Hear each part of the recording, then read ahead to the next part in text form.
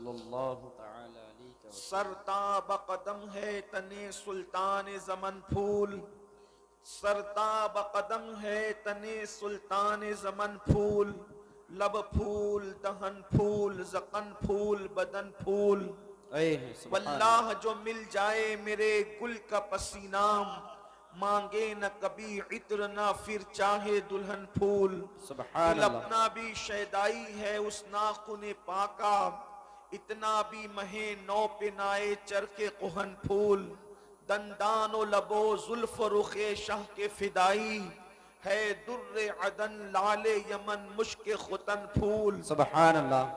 اور کیا بات رضا اس چمنستان کرم کی، کیا بات رضا اس چمنستان کرم کی، زہرا ہے کلی جس میں حسین اور حسن پھول۔ سبحان اللہ۔ آج کی یہ محفل دستار حفظ کے موقع پر انعقاد پذیر ہے، اور دو عنوانات کا اعلان آپ نے سماعت کیا ہے اور آپ نے سنا بھی دیکھا بھی ہوگا کہ آج کی محفل کا عنوان ہے قرآن مقدس اور اہل بیت۔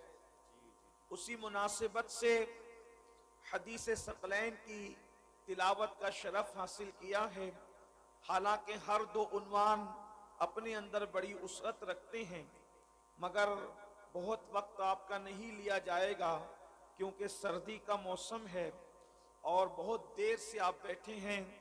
سردی اتنی کڑاکے کی ہے کہ اب شامیانے کی چھت سے شبنم کے قطرے بارش کی شکل میں گر رہے ہیں، لیکن آپ کے حوصلے کی میں داد پیش کرنا چاہتا ہوں اور آپ کے لیے دل کی گہرائیوں سے دعا کہ اللہ آپ کی نسلوں کو آباد رکھے۔ آمین۔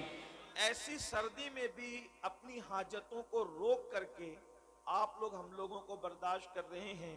یقیناً یہ میری سنی قوم کی، میری مسلم قوم کی علماء کے ساتھ عقیدتیں اور اپنے مذہب کے ساتھ وفاداری ہے۔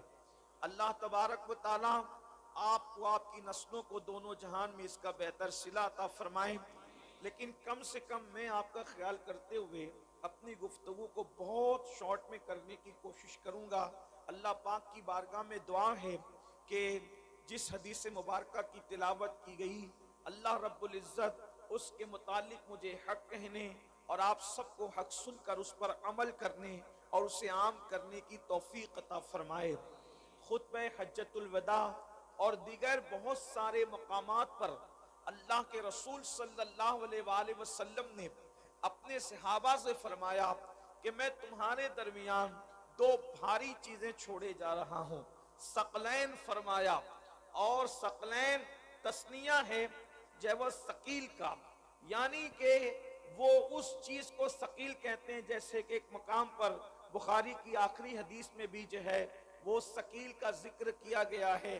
اللہ رب العزت کے حبیب صلی اللہ علیہ وآلہ وسلم نے فرمایا ثقیلتان فی المیزان، کہ میزان پر یہ دو کلمے بہت بھاری ہیں، یعنی کہ جو بہت بھاری ہو، جو بہت قیمتی ہو، جو بہت وزنی ہو، اس کو ثقیل کہتے ہیں۔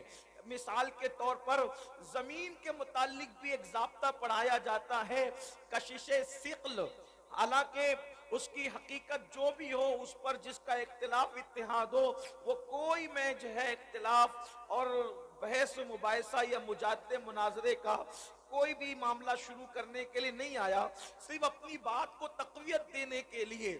ثقیل اس کو کہتے ہیں جس میں کشش بھی ہو، جس میں کھچاؤ بھی ہو، جو قیمتی بھی ہو، جو مضبوط بھی ہو، جو وزنی بھی ہو، جو بھاری بھی ہو، اور اتنا بھاری ہو کہ اس کو پکڑنے والا بھی ہلکا نہ رہ جائے، اتنی مضبوط ہو کہ اس کو تھامنے والا بھی کمزور نہ رہ جائے، اتنی کشش ہو کہ سب کی جو ہے وہ کھچاؤ ایک طرف ہو اور ان کا اپنا کھچاؤ ایک طرف ہو۔ اگر یہ جملے آپ یاد رکھیں گے تو آپ کو آگے کی گفتگو سمجھ میں آئے گی۔ اللہ کے رسول صلی اللہ علیہ وآلہ وسلم فرماتے ہیں میں دو تم میں ثقیل چیزیں، بھاری چیزیں چھوڑے جا رہا ہوں، دونوں کا دامن تم پکڑے رکھنا۔ اللہ اکبر۔ ایک مقام پر فرمایا جب گمراہی عام ہو جائے، جب گمراہی پھیل جائے، اس وقت تو اپنے داڑوں سے ان دونوں کا دامن پکڑ کے رکھنا، تم کبھی گمراہ نہیں ہو سکو گے۔ اللہ اکبر۔ گمراہی سے بچانے کے لیے دو چیزیں چھوڑی، فرمایا میں اپنے بعد تم میں دو چیزیں چھوڑے جا رہا ہوں، اور وہ دو چیزیں کیا ہے؟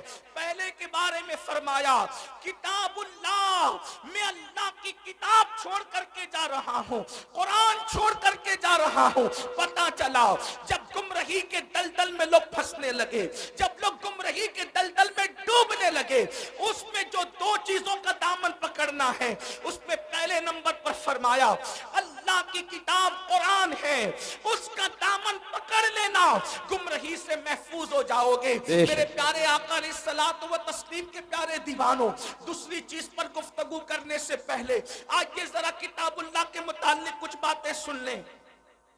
اللہ کی کتاب، بے شک کتاب اللہ قرآن، اللہ کی کتاب، اور یاد رکھنا اللہ کی جتنی کتابیں آئی زمین پر وہ اپنی اصل شکل میں اس وقت موجود نہیں ہے۔ جو اللہ نے بھیجی تھی اس میں لوگوں نے اس کتاب کے ماننے والوں نے اور اس نبی کے امتیوں نے اس میں ترمیم کر دی۔